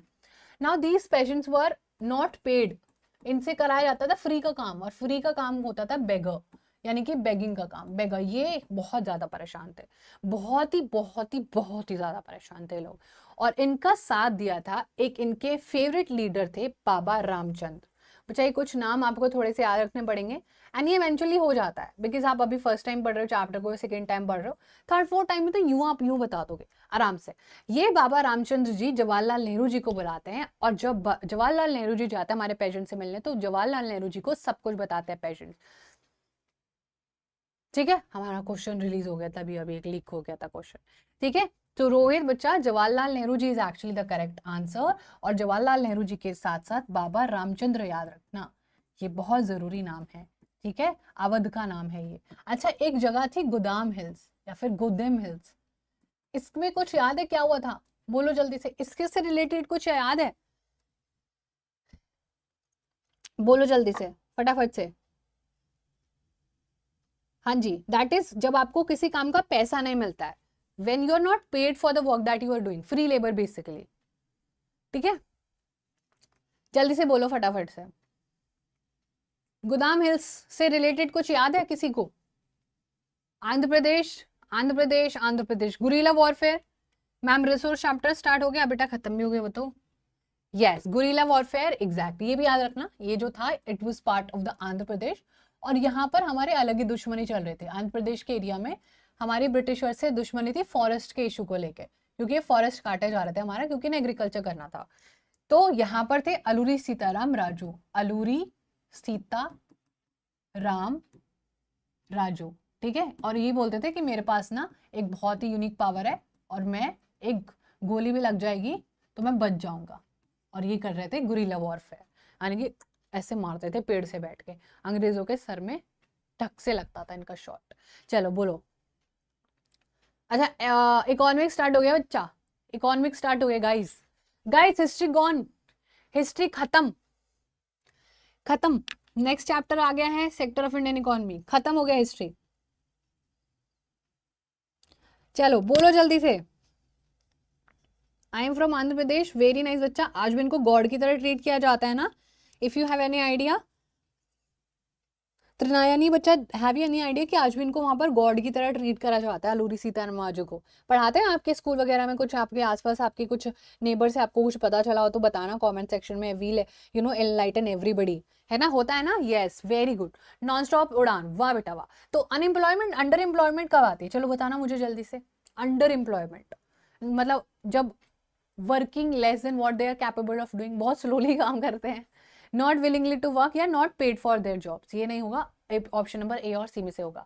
और देखो, अंडर एम्प्लॉयमेंट का मतलब बच्चा होता है कि जब भी मान लो कि किसी इंसान के पास, है ना, किसी इंसान के पास बहुत सारी हायर एजुकेशन हो, है ना, हायर एजुकेशन हो, and that of you imagine PhD level, है ना, आपका क्या है, पीएचडी लेवल का किसी के पास एजुकेशन हो, और उसको 1 to 5th क्लास के बच्चों को पढ़ाना पड़े। मतलब देखो ना, आपकी वो उसने अपना डिग्रीज पर इतना पैसा खर्च किया है। एनी टाइम अंडर एम्प्लॉयमेंट मतलब आप एम्प्लॉयड हो लेकिन आप अपनी कैपेबिलिटी से काफी नीचे हो, so that is under employment. Working less than what they are capable of doing. वो पीएचडी में प्रोफेसर बन सकता है ना, वो बड़े बच्चों को पढ़ा सकते हैं, बट वो किसको पढ़ा रहा है? छोटे बच्चों को। सो that is how you can सी, है ना। चलो अच्छा, ये बताओ जल्दी से, है ना, लक्ष्मी वाली स्टोरी, वेरी नाइस एवरीवन।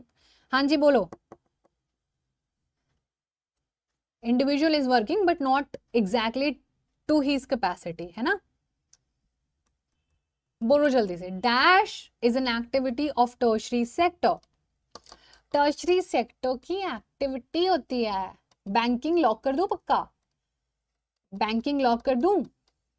देखो जब भी हम बात करेंगे बच्चा, जब भी हम बात करेंगे, 3 सेक्टर होता है हमारे पास, प्राइमरी, सेकेंडरी एंड टर्शरी। ठीक है, ये 3 सेक्टर होता है और इन्हीं 3 सेक्टर में मेजरली लोग काम करते हैं। प्राइमरी सेक्टर में काम होता है रॉ मटेरियल से रिलेटेड, जो भी रॉ मटेरियल प्रोडक्शन हो रहा है, कुछ भी, जैसे कि बिस्किट बनाना है तो आटा उधर बनाना पड़ेगा, है ना, गेहूं बनाना पड़ेगा, मतलब है नॉट आटा।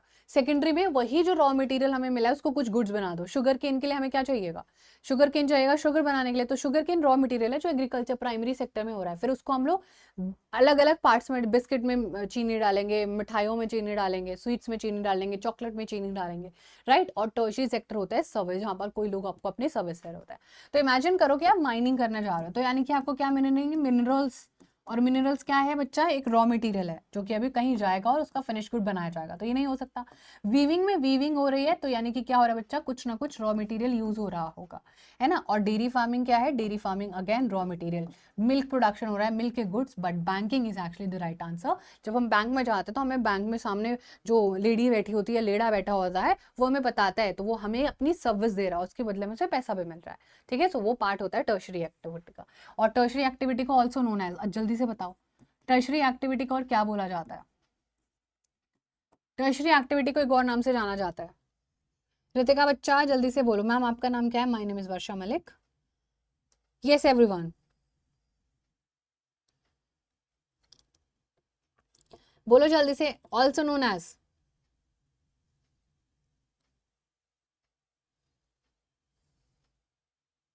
क्या बोलते हैं टर्शरी सेक्टर को, सर्विस सेक्टर, करेक्ट। रोहित बच्चा, Rohit and Ritika, very nice.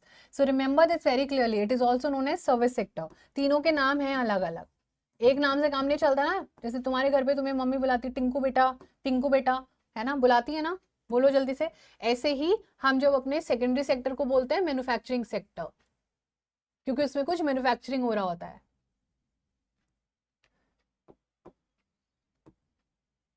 Manufacturing sector, ठीक है। और टर्शरी का मैंने बता दिया सेकेंडरी। प्राइमरी को एक और नाम से क्या बोलते हैं, टिंकू तो नहीं बोलते होंगे, इसको बोलते हैं एग्रीकल्चर, क्योंकि इसमें बच्चा ज्यादातर फर्स्ट स्टेज की चीजें हो रही होती है, एंड फर्स्ट स्टेज में हम लोग एग्रीकल्चर ही करते हैं, ठीक है। चलो नेक्स्ट क्वेश्चन करते हैं इसी बात पर। उसी बात पर बच्चा इंस्टा पे फॉलो कर लेना, सारी चीजें आपको लिंक डिस्क्रिप्शन में मिल जाएगा। आपके प्यारे से फेवरेट से मास्टर टीचर से आप इंटरेक्ट कर सकते हो। इसी बात पर करो नेक्स्ट क्वेश्चन, हो जाए नेक्स्ट क्वेश्चन। फार्मिंग, हाँ जी बच्चा, फार्मिंग सेक्टर भी बोल सकते हैं, वेरी गुड शुभम। चलो चलो नेक्स्ट क्वेश्चन करो। The sector are classified into public and private sector on the basis of, on the basis of public and private sector, ownership of enterprises, employment condition, number of working employed in the enterprise, nature of economic activity। पक्का, private और public. अच्छा आप इस आराम से कर सकते हो।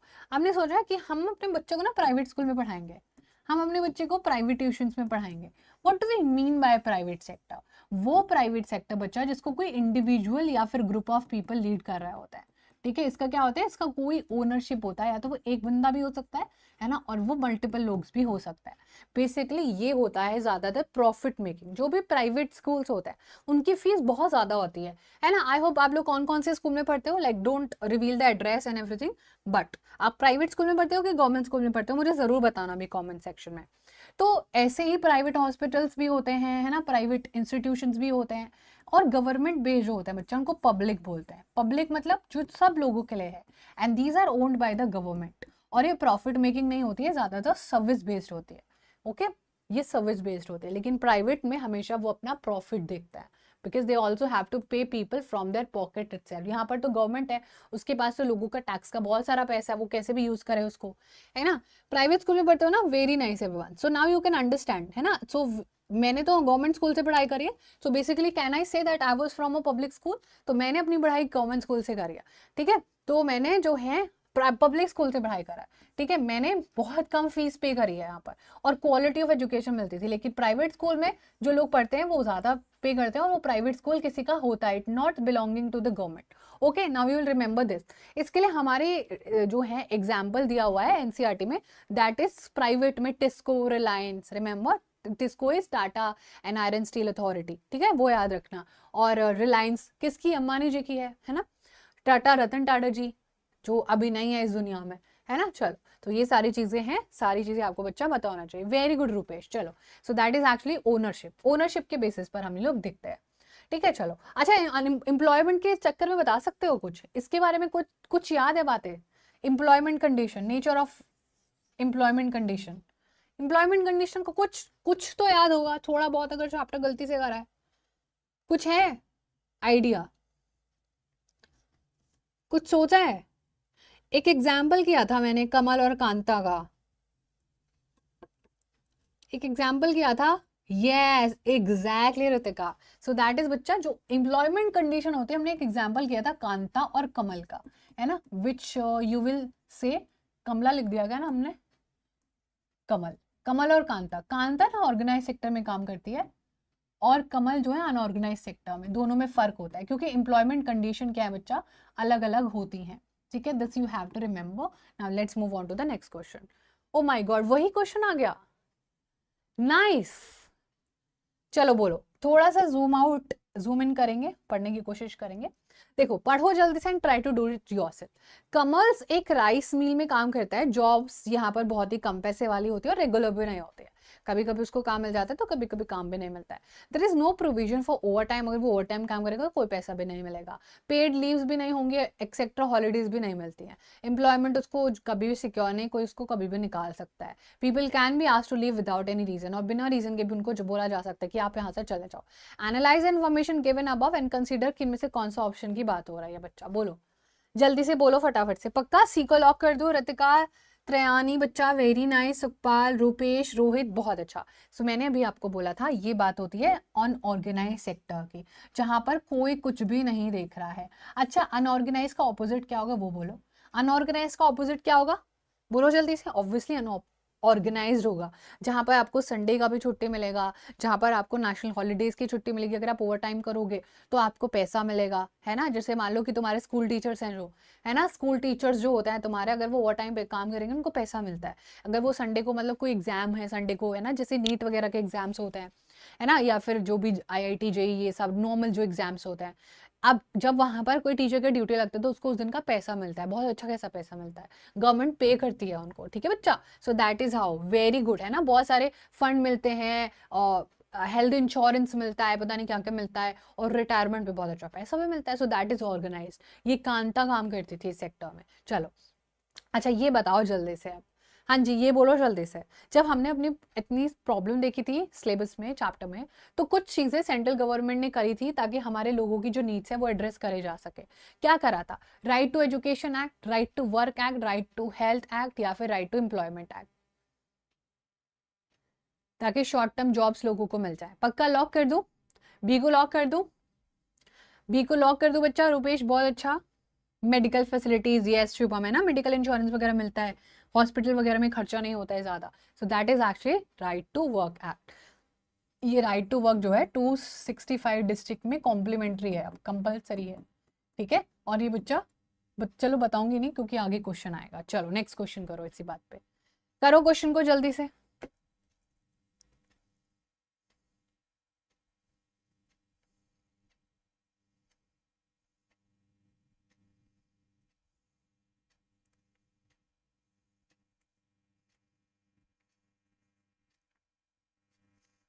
श्री पक्का पढ़ लिया आप लोगों ने? Activities that help in the development, in the development of primary sector come under which of the following sector. Basically जो हमारी 3 एक्टिविटीज हैं दो एक्टिविटी इसके वजह से ही चलती है, दोनों एक्टिविटीज में ये हमारा रोल प्ले करती है, and that is absolutely correct, that is absolutely correct बच्चा, वो हमारा टर्शियरी सेक्टर है। कैसे हम इसको बोल सकते हैं, देखो टर्शियरी सेक्टर में सारी चीजें होती हैं जो हमारे बाकी दो सेक्टर्स को काफी ज्यादा हेल्प करते हैं, और वैसे तो तीनों सेक्टर, 3 सेक्टर्स आर इंटरडिपेंडेंट, एक दूसरे के बिना ये जिंदा ही नहीं रह सकते हैं, इंटरडिपेंडेंट है ये। लेकिन जो टर्शियरी सेक्टर है वो बाकी सारे सेक्टर को काफी ज्यादा जो है करती है सारी चीजें, लाइक ट्रैक्टर चलाना, ट्रैक्टर कौन चलाएगा, अगर ट्रैक्टर नहीं चलाएंगे तो प्रोडक्शन नहीं होगी, है ना, और एक जगह से दूसरी जगह रॉ मटेरियल नहीं पहुंचेगा, तो बेसिकली सब लोग कनेक्टेड है और टर्शियरी सेक्टर बाकी लोगों को पुश करता है। Again you guys need to follow us on Instagram, don't forget to do so. Next question on your screen, बोलो जल्दी से। आज की पीपीटी मुझे बहुत ही सुंदर लग रही है, आप लोगों का क्या विचार है इस बारे में? Banking, transportation, hospital, school are all example of tertiary, yes correct है बच्चा, ठीक है, यूट्यूब पे फ्री है सारी चीजें, है ना बच्चा। चलो हाँ जी, which are the following is of all final goods, Rohit Yadav का आंसर आ गया फास्टेस्ट, वेरी नाइस। और देन वी हैव त्रिनयनी बच्चा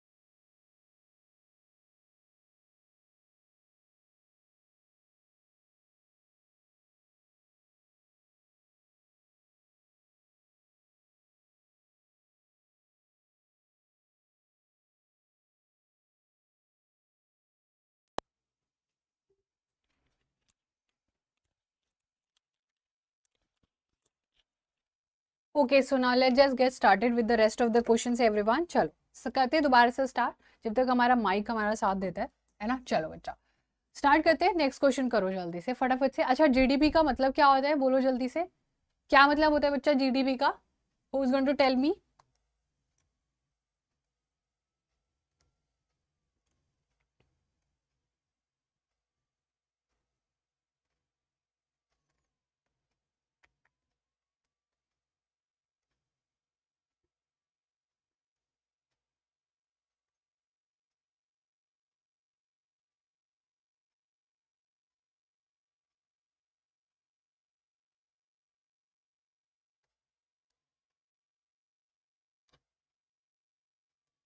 what do we mean bye?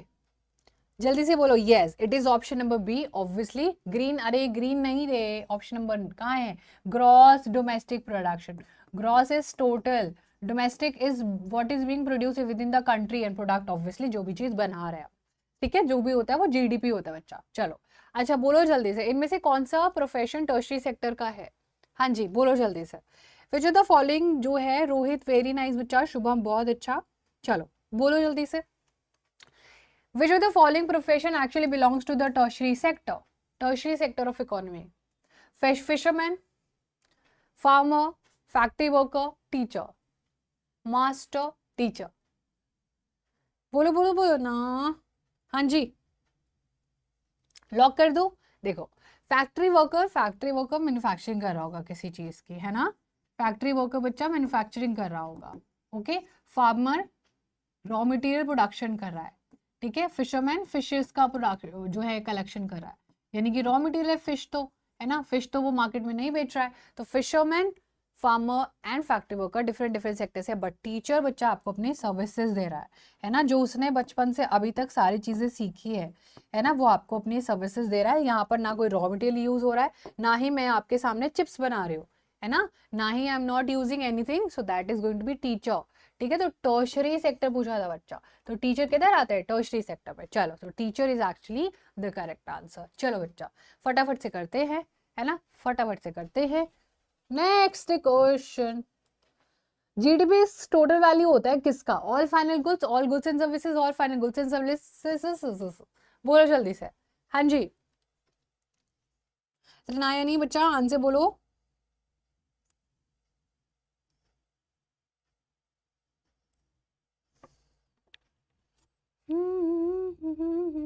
Lock कर दो सी को। बी सी डी सारे ही ऑप्शन आ गए क्या?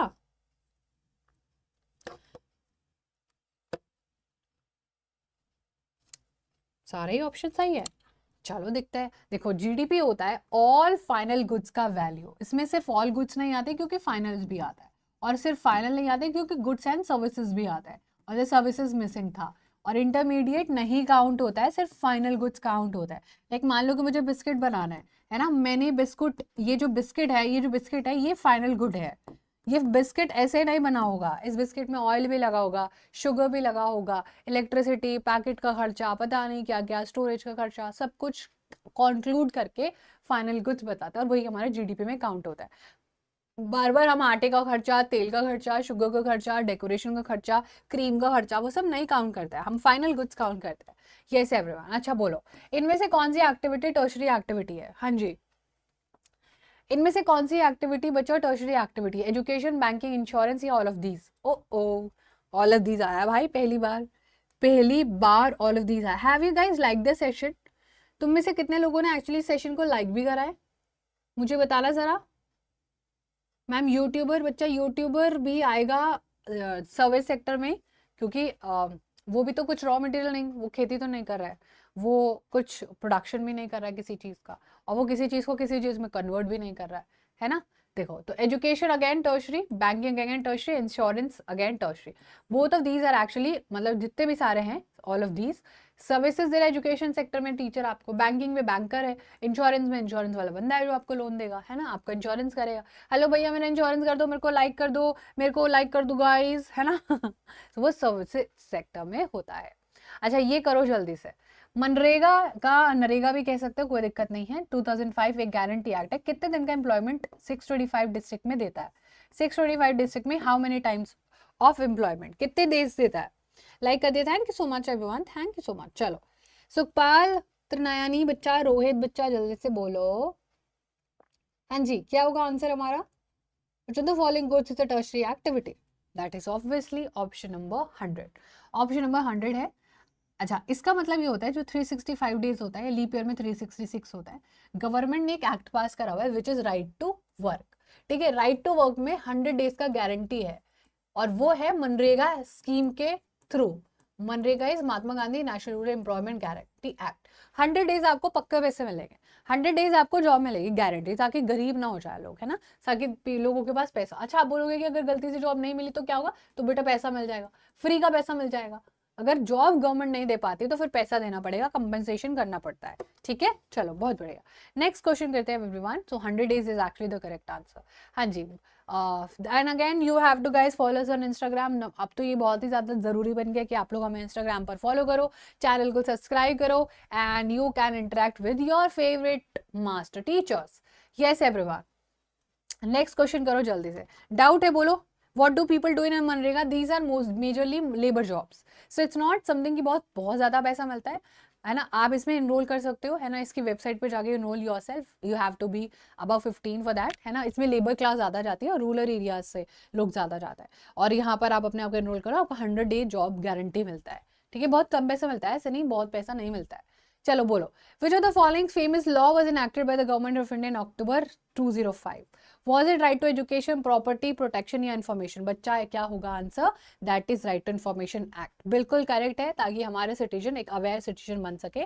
That is option number D. चलो नेक्स्ट क्वेश्चन करो। अच्छा, name one type of classification of economy. Economy कैसी हो सकती है?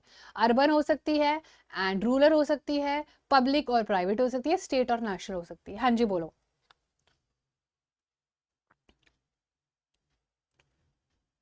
जल्दी से बोलो।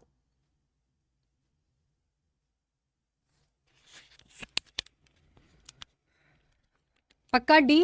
डी को लॉक कर दे, डी को लॉक कर दे बच्चा। पब्लिक और प्राइवेट, ये हमारा इकोनॉमिक सेक्टर है। हमने पढ़ा था चैप्टर में, पहले हमने चैप्टर में 3 सेक्टर पढ़े, 3 सेक्टर में हमने ओनरशिप के भी पढ़े, और ओनरशिप के बाद हमने ऑर्गेनाइज्ड और अनऑर्गेनाइज्ड पढ़ा। तो क्लासिफिकेशन इकोनॉमी का हम कर सकते हैं कि लोग पैसा कैसे कमा रहे हैं, या तो लोग प्राइवेट सेक्टर में पैसा कमा रहे हैं, या फिर लोग जो है गवर्नमेंट सेक्टर में पैसा दे रहे हैं थोड़ा बहुत। So those are the part of classification of our economy. वो हम अभी और आने वाले ज्योग्राफी के चैप्टर्स में भी पढ़ेंगे ये सारी चीजें। अच्छा ये बताओ जल्दी से, ये बताओ जल्दी से क्या होगा इसका आंसर? हाँ जी, रोहित बच्चा बहुत ही बढ़िया, बहुत ही अच्छा। Ritika very nice. चलो बोलो आंसर।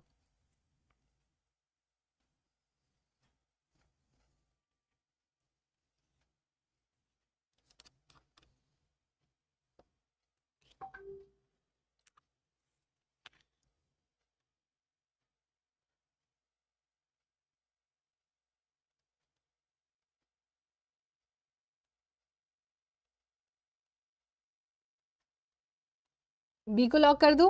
पक्का? सी भी लग रहा है, बी भी लग रहा है, डी भी लग रहा है। चलो लेट्स सी। देखो, ये तो आपको पता है बी ही एक्चुअली करेक्ट है। Under employment is hidden in contrast, under employment is hidden in contrast to someone who does not have a job and is clearly visible as unemployed and it is called. देखो, हमें basically क्या बोला बच्चा, हमें यहाँ पर बोला है एक ऐसे एम्प्लॉयमेंट, क्या हमें दिख रहा है अंडर एम्प्लॉयमेंट, तो हमें दिख रहा है कि ये बंदा अंडर एम्प्लॉयड है, लेकिन ये डिस्गाइज और एम्प्लॉयमेंट का मतलब होता है जब मोर देन द रिक्वायरमेंट होती है लोगों की। सो दैट इज द हिडन जो है अनएम्प्लॉयमेंट, जो लग रहा है कि बहुत काम है लेकिन रियलिटी में कोई काम नहीं होता है। हाँ जी बोलो जल्दी से। अच्छा, कुछ पिछले कुछ डेकेड में और कुछ नई सर्विस आने की वजह से क्या इंपॉर्टेंट बन गया कि लोग प्राइवेट हॉस्पिटल्स बनाए, प्रोफेशनल ट्रेनिंग करें, या आईटी सेक्टर में या फिर इंश्योरेंस में थोड़ा ग्रोथ देखें। सर्विस सेक्टर बेसिकली ग्रो करा है, तो हमें क्या देखना है? रोहित बहुत बढ़िया बेटा, जल्दी से मुझे बताओ। अंडर जो हमारा नेक्स्ट क्वेश्चन है, over the pass certain new services आने लगी हैं। लाइक पहले लोग अपने घर पे खाना खाते थे, अब लोग होटल जाके खाना खाने लगे हैं। पहले लोगों को अपने घर पे जाना पसंद था, अब लोग घूमने लगे हैं। तो ये सब चीजों से किस चीज में ज्यादा डेवलपमेंट होना चाहिए और क्या चीज इंपॉर्टेंट बन गई आज के टाइम में? आज के टाइम में information communication, yes, internet, YouTube, Instagram सब इंपॉर्टेंट बन गया है ना। इनके वजह से बहुत सारे सर्विसेज बच्चा जनरेट हो रहे हैं। These are actually most important part of our society these days. Internet, तुम लोग खुद अब इंटरनेट से कनेक्टेड हो, तभी आप लोग मुझे देख पा रहे हो ना। सो रिमेंबर दिस वेरी क्लियरली। चलो नेक्स्ट क्वेश्चन करते हैं इसी बात पर। अच्छा, ये तो अभी मैंने आपको बताया है। जब लोगों के इनकम बढ़ने लगते हैं, है ना, तो उनके डिमांड्स भी बढ़ने लगते हैं, जैसे कि उनको ज्यादा खाना खाना है, हॉस्पिटल जाना है, डिफेंस चाहिए या टूरिज्म। ऑब्वियसली बच्चा क्या होगा आंसर, टूरिज्म। जब आपके पास भी ज्यादा पैसा आ जाता है ना, तो आप भी अपनी out of the box box जाके चीज़ों को चाहने लगते हो कि PS5 खरीद लूंगा, अब तो मैं अपनी ये फेवरेट जो है अमेजोन से ड्रेस मंगा लूंगी एंड ऑल, है ना, सारी चीज़ें कर लूंगी, मज़ा ही मज़ा आ जाएगा। तो जब भी लोगों के पास एक्स्ट्रा पैसा होता है तो वो एक्स्ट्रा चीज़ों में उसको खर्च करता है, घर पे खाना खाने के बजाय बाहर जाके खाना खाने लगता है। तो हॉस्पिटल और डिफेंस और मोर फूड्स, मतलब ऐसे थोड़ी कि ज़्यादा खाने लग जाओगे, है ना। तो that is actually correct, tourism वगैरह में, घूमने फिरने में। अच्छा ये बोलो जल्दी से, greater the development of primary and secondary sector dash would be demand for such services. अगर हमारे प्राइमरी और सेकेंडरी सेक्टर में बहुत अच्छा डेवलपमेंट होगा तो dash would be the demand for such service, equal हो जाएगी, मोर हो जाएगी, लेस हो जाएगा, अनइवन, ये तो कोई भी कर सकता है बच्चा, मोर हो जाएगी। यानी कि जब भी हम प्राइमरी और सेकेंडरी सेक्टर में डेवलपमेंट करेंगे तो हमारी डिमांड भी मार्केट में बढ़ेगी। ठीक है, वेरी नाइस। चलो अब ये क्वेश्चन करो फटाफट से। Which sector has grown over the more last 40 साल में सबसे ज्यादा ग्रो किसने करा है, प्राइमरी ने, सेकेंडरी ने, टर्शरी ने, या फिर इक्वल प्रोडक्शन पे? पिछले 40 सालों में क्या टाइप के जॉब ज्यादा है?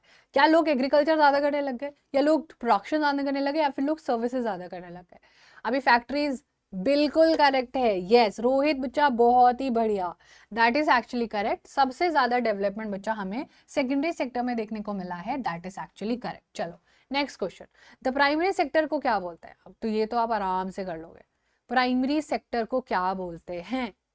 बहुत ही इजी है ये तो, बोलो जल्दी से।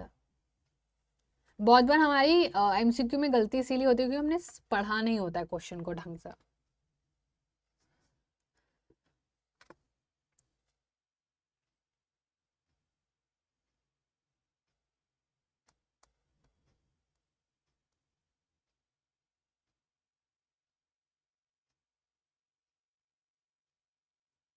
यस एवरीवन, आराम से हो जाएगा क्वेश्चन, कोई भी जल्दबाजी नहीं करनी है, आराम से we can do. Rohit, Trayanani, ठीक है बच्चा, Suyash, very nice. So basically we have primary sector को क्या बोलते हैं, एग्रीकल्चर एंड रिलेटेड, बोला था ना मैंने आपको शुरू में, एग्रीकल्चर एंड रिलेटेड सेक्टर बच्चा इसको बोलता है। नेक्स्ट क्वेश्चन करो। अच्छा इंटरमीडिएट गुड का एग्जाम्पल क्या लग रहा है? वोवन बास्केट, जो बास्केट बनके रेडी हो गई है, chair production from would, wheat flour, या बिस्किट? बिस्किट फाइनल गुड्स है, ठीक है, chair production, women basket final goods है। आटा इंटरमीडिएट गुड्स है क्या, जो बीच का आता है? देखो आटा बीच का है क्या? आटा, आटा व्हीट फ्लावर है ना, देखो व्हीट से क्या बनता है, व्हीट को ना तुम खाते हैं, ये रॉ मटेरियल है। व्हीट फ्लावर कहाँ बनता है? ऑब्वियसली फैक्ट्री में, उसको अपने घर पे तो हम नहीं पीसते, चक्की पीसिंग है ना, बट हमारे फैक्ट्री में which is a secondary level. अब इससे जाके मान लो हमें ब्रेड बनानी है, तो अब बीच में कौन दिख रहा है आपको? बस यही बुरा क्वेश्चन था। कर लोगे आप लोग, बोलो जल्दी से, बोलो ना, कर लोगे? इतना इजी है ना, एग्जैक्टली exactly. तो जो इंटरमीडिएट गुड्स है, जो बीच में है बेसिकली, जिसकी वजह से सारी चीजें हैं। अब हम इसको दो बार थोड़ी गिनेंगे कि आटे को भी गिने या फिर व्हीट फ्लावर को भी गिने, नहीं भाई, बस आटे को गिन लेंगे ना, और ब्रेड का प्रोडक्शन गिन लेंगे। तो ये बाकी सारे तो फाइनल गुड्स है, चेयर बन के तैयार हो गई वुड से, है ना, वोवन बास्केट तैयार होगी, एक बास्केट तैयार है, और बिस्किट भी फाइनल गुड्स है। अब बिस्किट में जो भी चीजें, लेकिन व्हीट फ्लावर इंटरमीडिएट गुड्स है, इसमें कुछ चीजें मैं ऐड करनी पड़ेगी। सीधा सूखा आटा तो हम लोग नहीं खाएंगे, है ना, अगर हमें व्हीट फ्लावर में नमक डालना है और आटा बनाना है, पानी बनाना है, उसको पूरा डो बनाना पड़ेगा, फिर उसको बनाना पड़ेगा, और फिर उसको पूरा रोटी को गैस पर पूरा तैयार करना पड़ेगा, चपाती को, right. So that is how. So wheat flour जो है बच्चा, वो इंटरमीडिएट गुड्स है। ओके समझा आप लोगों को? बोलो जल्दी से, बोलो समझा कि नहीं समझा?